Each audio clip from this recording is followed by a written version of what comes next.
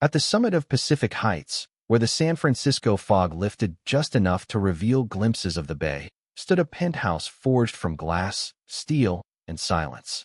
Cold, sharp-edged, and expansive, it was less a home than a monument to isolation. It belonged to Richard Coleman, 42, a billionaire who'd bent the tech world to his will. Algorithms were his soldiers, data, his dominion. Forbes called him a visionary. His rivals, a machine in human form. But inside those pristine 3,000 square meters, there were no signs of life. Only sleek furniture, the hum of servers, and two identical wheelchairs sitting in perpetual stillness. His twin sons, Ethan and Noah, age 3, had never walked. Born too early and cursed with a rare neurological disorder, the boys' legs remained limp, unresponsive. Their brains, doctors explained, were unable to deliver the simple command to move. Richard, ever the rationalist, did what men like him do best. He fought. He flew across continents, hired the world's top neurologists, poured millions into consultations, machines, therapies. 14 specialists, for countries, one verdict: the boys would never walk. Then life, already cruel, turned brutal. Laura, his wife, his first and only love, lost her battle with grief. 6 months ago, she vanished into that final darkness, leaving Richard a widower and the twins motherless. The penthouse turned sepulchral. Richard buried himself in meetings, mergers, and market-shifting decisions by day. At night, he sat before those wheelchairs like a soldier guarding a fallen flag. He hadn't heard his sons laugh since Laura died. Not a sound, not a whisper, just the sterile tick of machines and the quiet murmur of a household that dared not breathe too loudly. 17 nannies had come and gone. Specialists, too. Each one left, broken by the weight of hopelessness. When Richard posted the job one last time, it was more an act of habit than hope. And then, she arrived. Her name was Emily Carter, 26, from New Mexico. Her resume was unimpressive to the point of being suspicious. A few years of babysitting in Albuquerque, incomplete education coursework, no medical training. She had no credentials for this job, no business even applying. And yet, Richard hired her. He couldn't explain it. Her application came with no bells or whistles. But when she entered the penthouse on a muted Monday morning, wearing a simple beige sweater and her chestnut hair tied back, there was something in her presence that cut through the fog. Not arrogance, not desperation, something else. Stillness. She looked at him not with admiration or fear, but with calm, as if she'd already seen the worst the world could do and survived. During the interview, Richard found himself saying yes before his mind had caught up with his mouth. On her first day, he led her into what should have been a children's room but resembled more a medical wing. Rehab devices lined the walls. Machines blinked. Cushions, frames, weighted tools, digital screens. All weapons in the war that had yielded nothing. The twins sat in their chairs, unmoving, thin legs dangling like forgotten threads. Eyes vacant. Richard launched into instructions. Medication timings. Exercise regimens. How to strap them in. How to measure stimulation response. Emily didn't write anything down, because she wasn't listening. Instead, she knelt in front of the boys, saying nothing. Just looked into their tired eyes. Then she sang. It wasn't a nursery rhyme. It was a song that didn't belong in this century. A desert-born melody, part folk, part lament, part spell. Raspy, warm, haunting. As she sang, she gently took each child's feet and began moving them, not mechanically, but like a dance. A rhythm, a memory, perhaps, she was trying to resurrect. Richard almost stopped her. Wanted to say, "This is pointless. They can't feel anything." Then Ethan laughed. Sharp, sudden, bright as sunrise. Noah joined him, giggling until their laughter echoed off the glass walls. It had been over a year since Richard heard that sound. Not since Laura. And now, in the hands of a young woman with no degrees, his sons were laughing. Emily said nothing. She just kept singing, moving their legs like instruments in her private orchestra. Richard stepped back. For the first time in years, he didn't feel like the smartest man in the room. The days that followed defied logic. Emily discarded the strict therapy schedules. Instead, she created strange rituals. Meals turned into sensory adventures. A piece of banana was the moon over New Mexico. Pumpkin soup became sun in a spoon. The boys didn't just eat, they experienced food. laughed at her stories, reached for more. Therapy sessions? She replaced the machines with a rug on the floor, drum beats, and movement. She'd tap a rhythm, guiding their legs to follow. Their bodies began responding, not functionally, but expressively, like something inside them remembered. Even bath time became an ocean voyage. Toy ships sailed. She sang sea shanties. The boys splashed like sailors breaking free from a curse. Richard watched from upstairs, through security feeds. It was never random. Her songs followed scales he didn't recognize. Her movements had timing, patterns, echoes. Then came the changes. Ethan, once a silent eater, now asked for second helpings. Noah, plagued by nightmares, now slept in her arms. But more than that, their eyes followed her everywhere, as if afraid she might vanish. And slowly, the house began to change. One day, Richard walked in on a scene that shattered him. Emily was clapping with the boys on the rug. Ethan reached for her, his voice forming half-words. Noah called out something that sounded eerily like stay. Richard backed out of the room. He hadn't cried in years, but his eyes burned. What was happening in his house wasn't medical. It was resurrection. 3 weeks after Emily Carter entered the fortress of glass and silence, something happened that no camera could have prepared for. Richard Coleman came home early. A board meeting had been postponed. He arrived without alerting the staff, intending to spend a few quiet minutes with the twins, just to observe, not interfere. But as he walked past the kitchen, he heard something strange. It wasn't the cold, cheerful soundtrack from children's therapy programs. It was deeper, raw.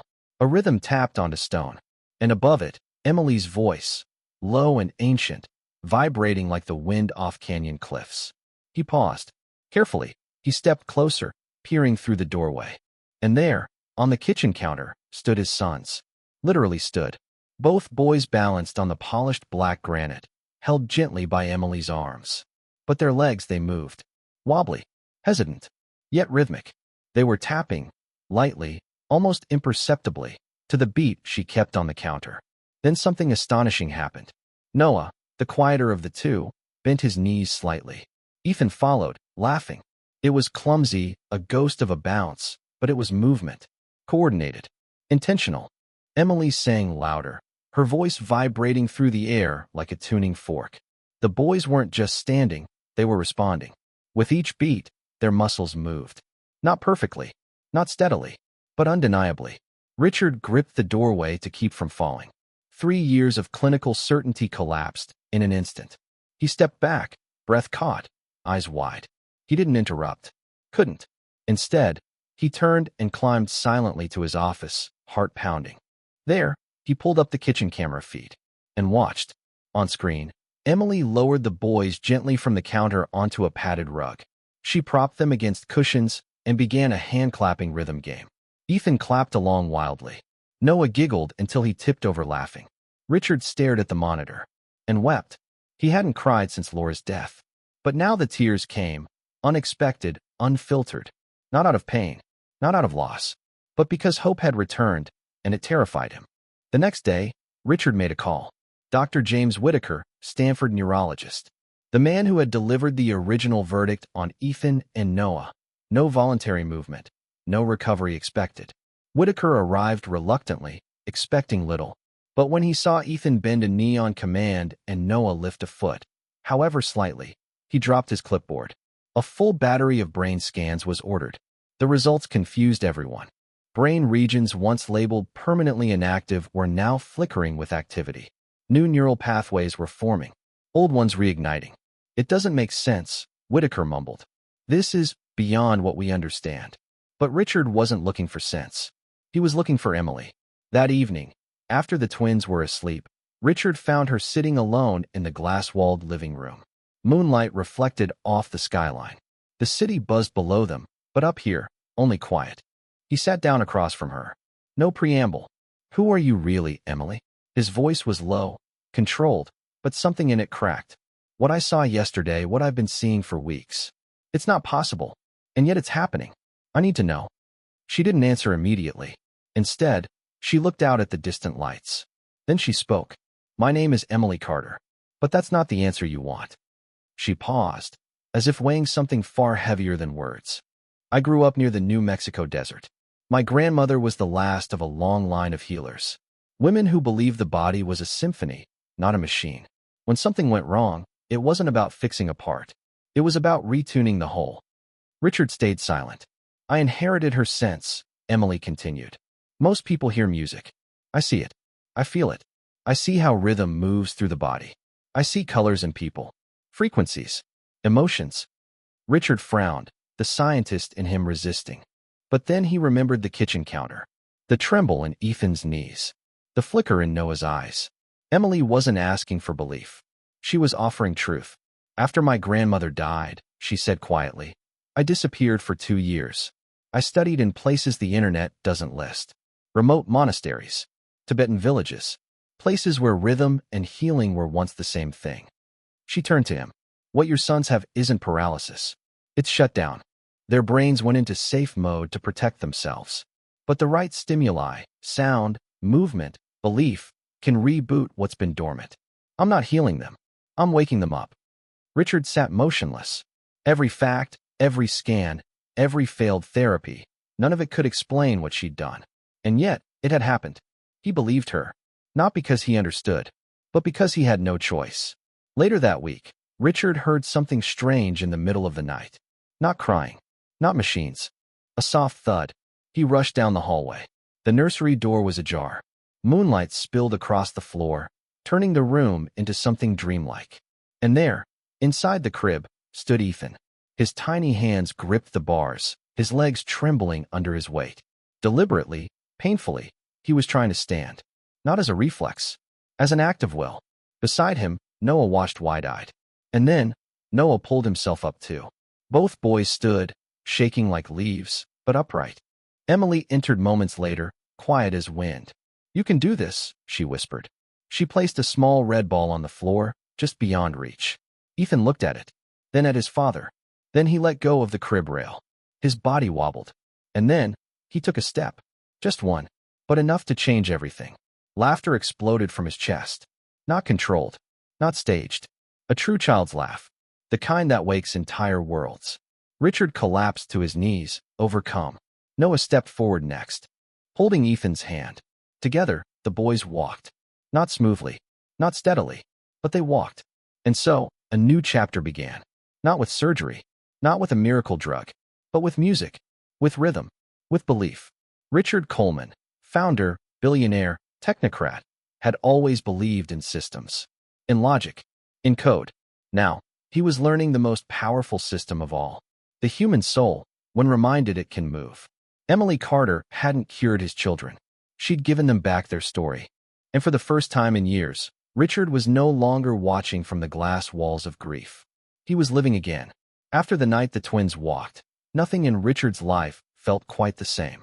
He still attended shareholder meetings, still dictated billion-dollar strategies.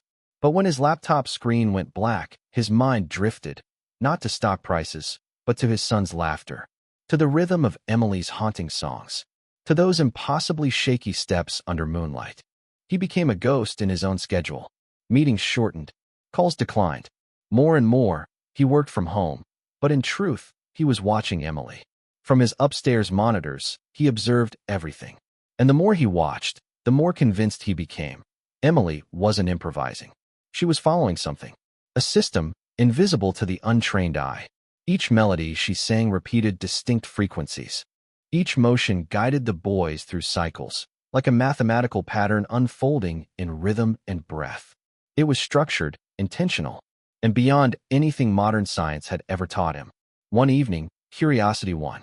After the twins had fallen asleep, Richard followed her. From his penthouse window, he saw Emily leave in her usual beige coat, quietly slipping out like someone escaping a dream. Something about the way she moved suggested secrecy, not shame, but the kind of privacy sacred things require.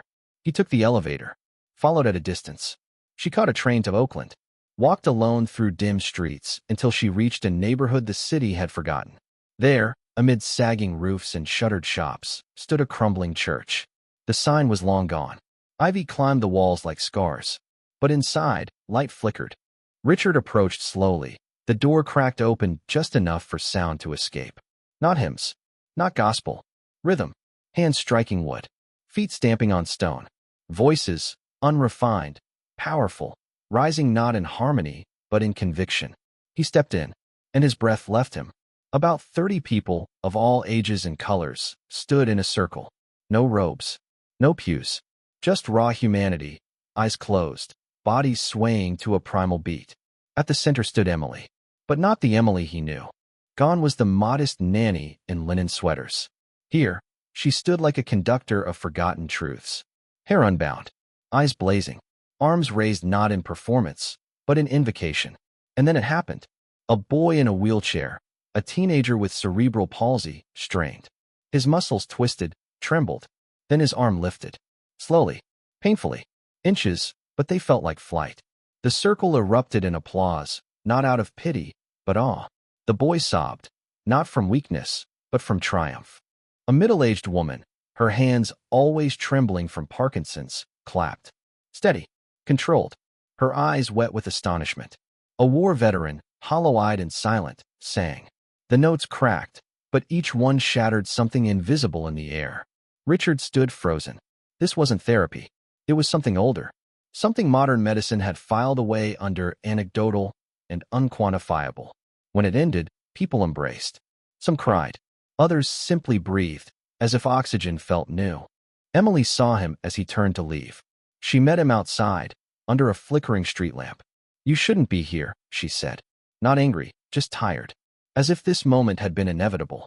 I saw a miracle, Richard replied, voice low. No, she said. You saw people remember they were never broken. She walked past him, coat wrapped tightly, fading into the Oakland dark. After that night, Richard couldn't look at her the same. She was no longer just the woman who taught his sons to walk. She was a mystery he wanted to understand. A flame he wanted to reach, but feared might consume him. The penthouse, once a mausoleum, transformed. Mornings began not with alarms, but with Ethan and Noah chasing breakfast like an adventure. Emily served them food as if it were a story. An apple became desert moonlight, a bowl of soup the sun caught in a spoon. Nap times involved whispered stories through dream forests. Evenings ended with lullabies sung under stars that San Francisco rarely showed. And Richard? He slowed down. He stopped pretending to work while watching Emily. He just watched. Watched her transform every mundane act into something sacred. Watched the way the boys clung to her, not with desperation, but devotion. And watched how his own heart began betraying him. Every time her eyes lingered. Every time her hand brushed past his. Every time she smiled and immediately pulled away. There was something between them. But there was also a wall. One night, he found her on the balcony. The city glowed below. The air carried the distant scent of salt and fog. He stood beside her. Emily, he said quietly, I can't pretend anymore. She didn't move. I love you, he continued. Not because of what you've done for Ethan and Noah, but because of who you are. You've taken a house full of ghosts and filled it with music. You brought life back into a place I thought was lost. Silence. Then she spoke, voice calm but heavy. I feel it too, Richard. She turned to face him. But there's something you need to know. She took a breath, then said it. I have a rare condition. A kind of extreme synesthesia. But it's more than that. I don't just hear music. I hear people. I see their frequencies. Their pain. When I touch someone deeply, I absorb them. Their grief. Their memories. Their sorrow. She looked down. It nearly destroys me each time. That's why I pull away. That's why I keep distance. Richard said nothing. He couldn't. If I let you in, she whispered, I'll take everything you've buried. Laura, the twins, the years you spent frozen inside yourself. And I don't know if I'll survive that storm. Silence thickened between them. Then Richard did something unexpected. He didn't reach for her. He didn't argue. He simply said, Then I'll heal myself first. She looked up, startled. I'll face the shadows, he said, steady. I'll stop hiding. So that when I do touch you, when I finally ask you to stay, I won't bring you pain. I'll bring you peace. Emily's eyes filled, not just with fear, but with hope. The next day, Richard did something no one in his world would have expected. He signed up for therapy, then group sessions. At first, he hid in the back of the abandoned church, silent, suitless. But over weeks, he spoke about Laura, about guilt, about the helplessness of watching your children trapped inside stillness. And slowly, he healed. But healing wasn't enough. He needed to build something for Emily, too. She couldn't hide forever in decaying churches. The world might never fully understand her, but it could at least have a place worthy of her. He found it in Carmel Valley, an old Franciscan abbey, cracked stone, overgrown vines, stained glass faded by sun. Most saw ruins. Richard saw soil. He brought her there one fog-laced morning. "This is yours," he said. She walked through slowly, fingertips brushing the old stone. "What will we call it?" he asked. She paused, closed her eyes, then whispered, "The Garden of Possibilities." And with that, the work began. Richard Coleman had spent his life building empires of silicon and steel. But nothing prepared him for this new project, one rooted not in return on investment, but in rhythm, scent, sound, and faith. The Garden of Possibilities wasn't a metaphor. It was literal. The old monastery, tucked into the hills of Carmel Valley, was reborn brick by stone. Not as a hospital, not a school, but something harder to define. A sanctuary for nervous systems. A cathedral of second chances. Emily's vision led it all. Architects came in with digital blueprints and structural concerns. But Emily, barefoot among them, talked about sound resonance, wood grain temperatures, and how pine floors felt warmer on children's feet. She designed vaulted ceilings to carry healing frequencies. Every hallway curved subtly, like the inside of a cello. A sensory garden grew from the ruined courtyard, lavender for calm, mint for clarity, rosemary for memory. She claimed certain plants vibrated differently near certain people. Nobody argued with her, especially not Richard, because every time he doubted, he looked at Ethan and Noah, running now, chasing each other through construction dust, their laughter echoing like music. The garden was built for them first, and it worked.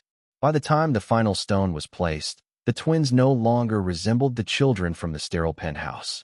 They ran barefoot through the halls, played hide-and-seek in the meditation rooms, climbed the sensory ladders Emily designed, their legs strong, their balance steady.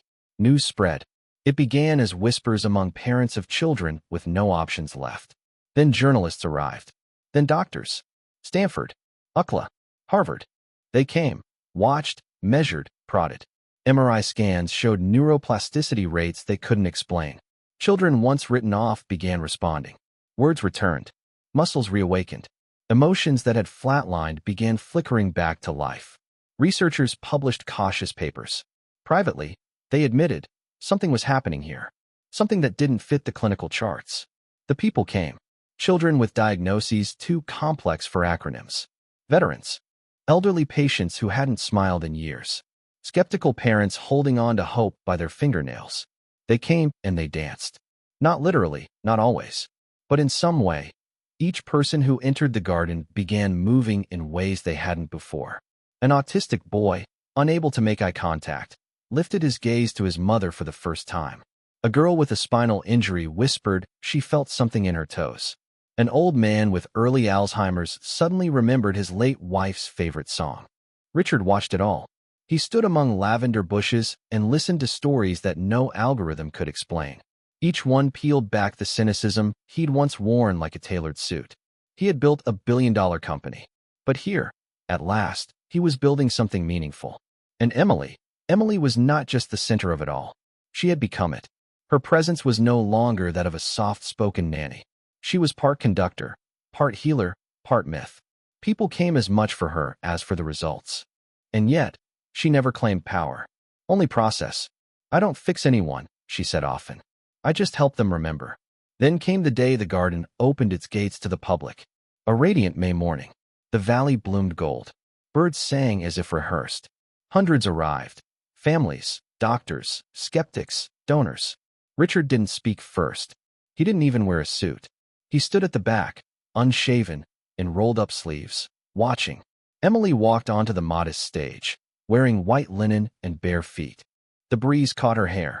Her voice, as always, was quiet, but it carried. "We are here," she said, "because we still believe in the possibility of healing. Not just the body, but the spirit. We are not broken. We are simply learning new dances." She introduced the first graduates. A boy once mute read a poem. A teenager who had used a wheelchair took shaky steps across the stage.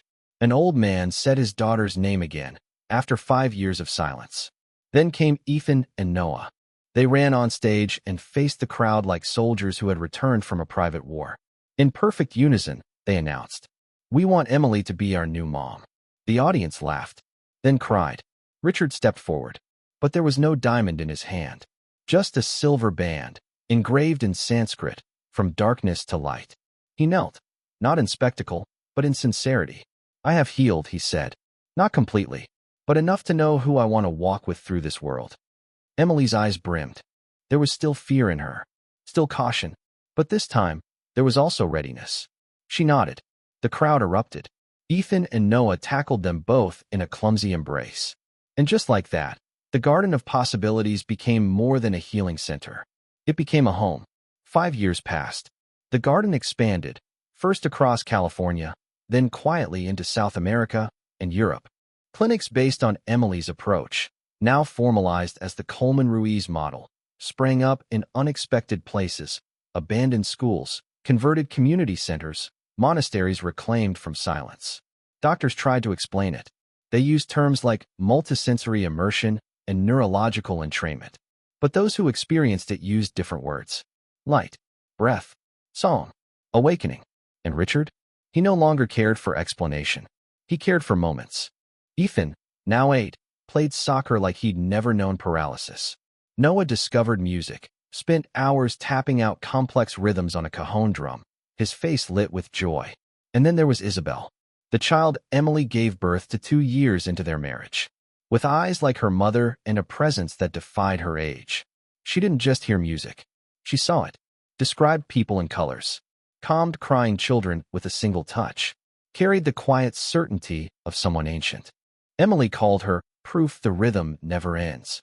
One evening, during the garden's 5-year anniversary celebration, the family posed for a photo beneath the courtyard arch, Richard in worn jeans, Emily holding Isabel, Ethan and Noah pulling faces behind them, laughter ringing like wind chimes.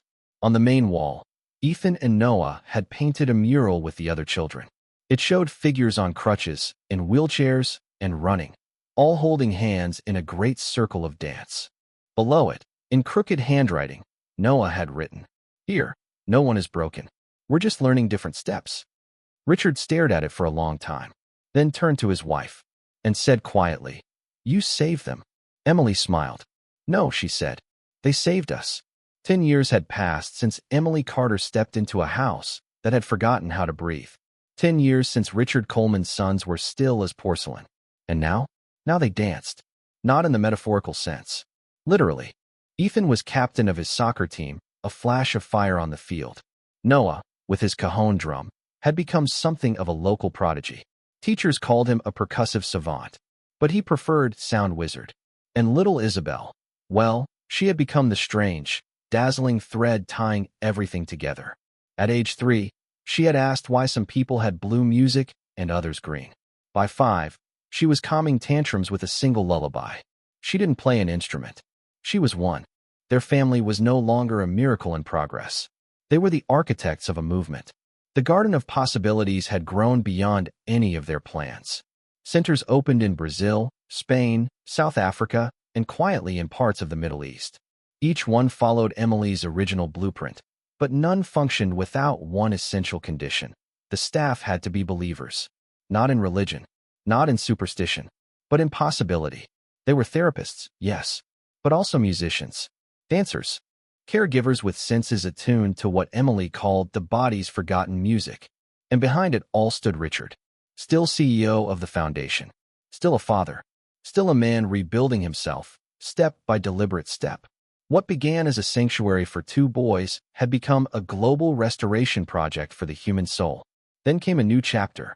It started, as many things do, with quiet restlessness.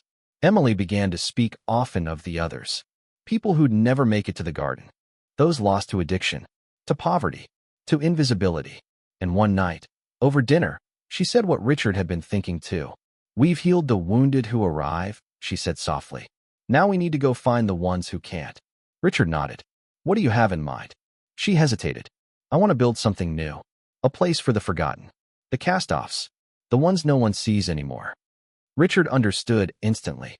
The next day, she showed him a piece of land she'd already purchased in secret. a former market ground outside Monterey. Barren, dusty, forgotten by zoning laws. Perfect. And then, she asked something impossible. I want to name it after you. Richard blinked. After me? Yes, she said. After the man who once sat alone in a penthouse, thinking hope was dead, and who chose to live again. He smiled quietly. The Coleman Foundation? She shook her head. No, the Uche Foundation. He stared. Jacob's last name, she clarified. From Lagos. The man Monica married in that story I read you. He was never a billionaire. But he was the proof that dignity can resurrect anyone. Richard laughed softly. You're naming a global center after a man from a story? No, she said. I'm naming it after what he represents. The Uche Foundation opened 2 years later.